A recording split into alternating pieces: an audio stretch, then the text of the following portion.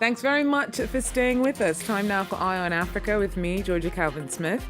Tonight, Paul Rusesabagina, the hotelier who was credited with having saved over 1,200 lives during Rwanda's genocide, is sentenced to 25 years on terror charges.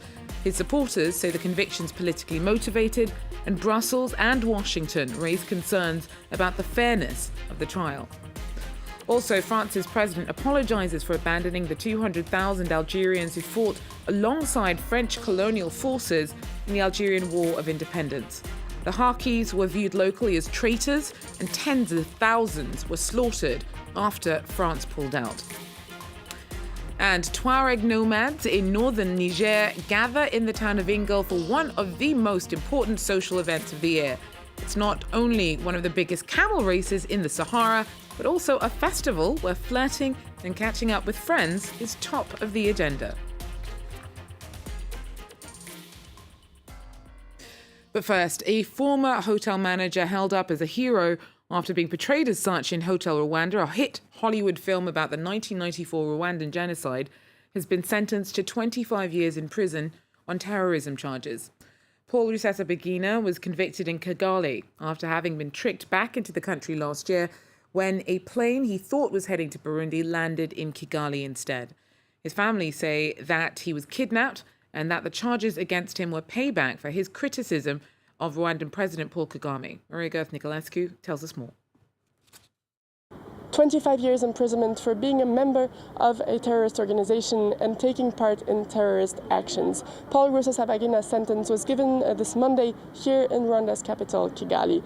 For 6 hours, judges read the verdict of Paul Rusesabagina and 20 other co-accused members of the FLN, the National Liberation Front. The former spokesperson of the FLN was also sentenced to 25 years in prison. The National Liberation Front is accused of carrying out attacks in southern Rwanda in 2018 and 2019, attacks that allegedly left 9 people dead. The group is the armed wing of the Rwandan Movement for Democratic Change, a coalition of opposition parties living in exile.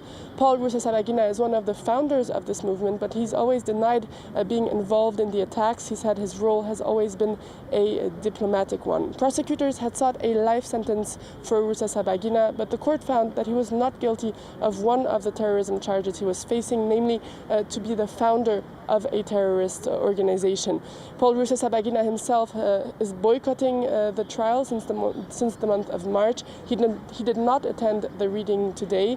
His lawyers and family are denouncing an unfair trial that is politically motivated. Rusesabagina had been living in exile for years in Belgium and the US, and he'd become one of the loudest critics of the Rwandan president, Paul Kagame. Even before this trial, he was internationally famous for saving over 1,000 people during the 1994 genocide against the Tutsis, as he was the manager of a luxury hotel. He gained even more visibility in 2004 after the award-winning movie Hotel Rwanda that depicted him as a courageous man who used his contacts and his resources to save hundreds of lives. Maria Nicolescu there for us. Now, Rusesabagina is a Belgian citizen who lives in the US. Both Washington and Brussels have said that they're concerned that he didn't get a fair trial. His family say that he's in bad health and are worried that he will not survive his sentence. His daughters slammed the trial as a vindictive sham. Yes, we were expecting many years. We know that Paul Kagame has wanted to silence our father for many years. He has tried to silence him. He has tried to assassinate him. He has followed him at conferences, universities, schools, as he was trying to teach students about human rights, about never doing atrocities like what happened in the Rwandan genocide in 1994. So we knew that Kagame has wanted to silence my father because my father was exposing what Paul Kagame has been doing, the crimes Paul Kagame has been doing to the Rwandan people and the people around the world.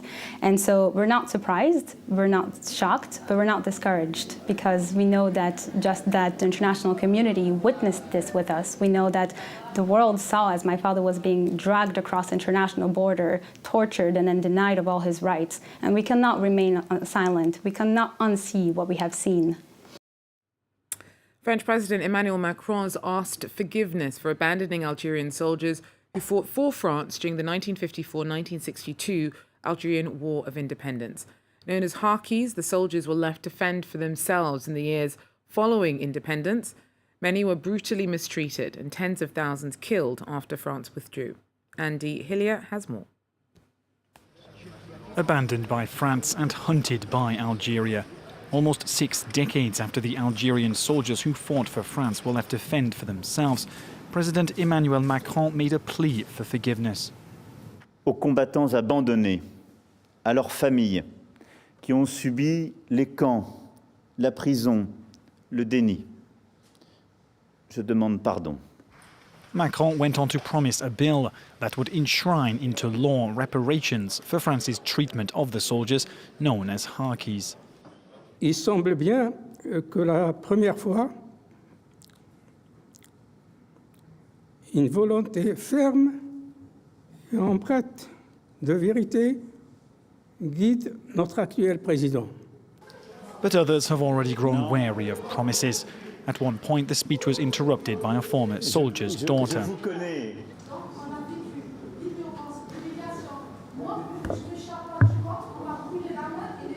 Around 200,000 Algerians fought alongside the French in the brutal War of Independence, but after the conflict, Paris abandoned many of them to their grisly fate. Roughly 42,000 were evacuated, only to be thrown into camps along with their families, a memory that haunts them to this day. Dans ma famille, 7 de mes ancêtres directs sont morts pour la France. Et tout ça pourquoi? Pour que ma famille se retrouve internée pendant 12 ans dans des camps, en dehors de tout cadre légal. Those who stayed behind were either brutally murdered or treated as social outcasts, a label they are still forced to endure. A Kenyan court ruled that 4 police officers and a police informer are answerable for the killing of a human rights lawyer and his client, whose bodies turned up in a river outside of Nairobi in 2016. That sparked outrage. Willie Kimani and his client, Josephat Mwendwa, disappeared after filing a complaint about police brutality. The prosecution presented 46 witnesses after the defendants pled not guilty. Now, they'll present their defence in the next step of the trial next week. Kenyan police often face accusations of abuse and extrajudicial killings from civilians and rights groups, but are seldom charged and almost never convicted. From the submissions made. Over the last week, Guinea's military junta has included the heads of mining companies and business leaders in talks mapping out the framework of a transitional government. Since the ousting of President Alpha Condé earlier this month, industry chiefs have been keen to know how they'll be affected by the changes.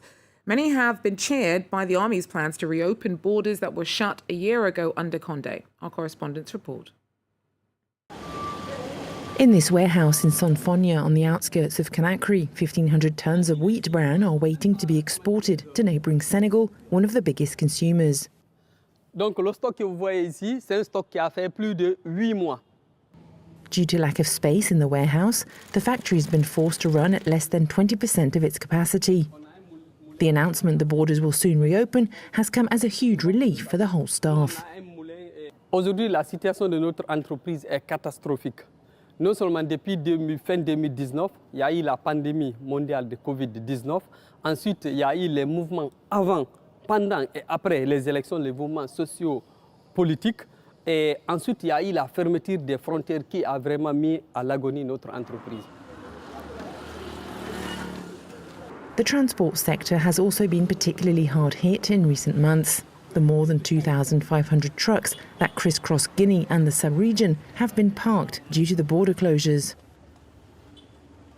This businessman owns a dozen trucks that will soon be on the road again to Senegal and Sierra Leone. He hopes that the new government will take other measures. Nos routes que nous n'avons pas de routes.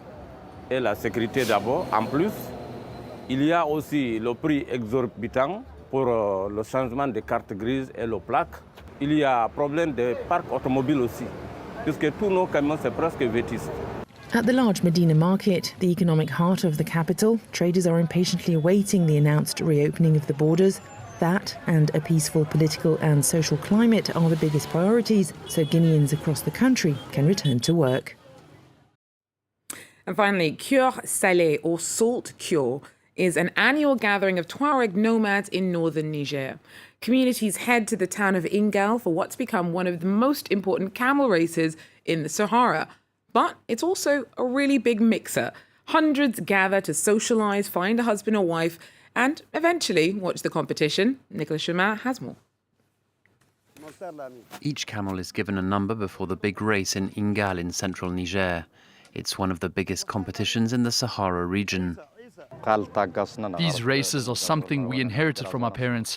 We don't do this for money, but for pleasure. In Europe, there's football. Here we have camel races. They're organized here once a year and also in other towns. 25 camels on the starting line. They have to do 2 laps of 5 kilometers each. The owners follow them closely in their pickups. Other camels are in front of mine right now, but they will finish last, because you mustn't go fast on the first lap, but on the second one. The jockeys are very young because the lighter they are, the faster the camel can run. This year the winner is only 10 years old. I hit my camel hard so he would go faster and win, so that my training would be rewarded. I'm very proud. This festival brings entertainment and joy to a nation that has been hard hit by jihadist attacks in recent years. Well, that's it for Eye on Africa for now. Thanks for joining us, and do so again if you can. Till then, take care.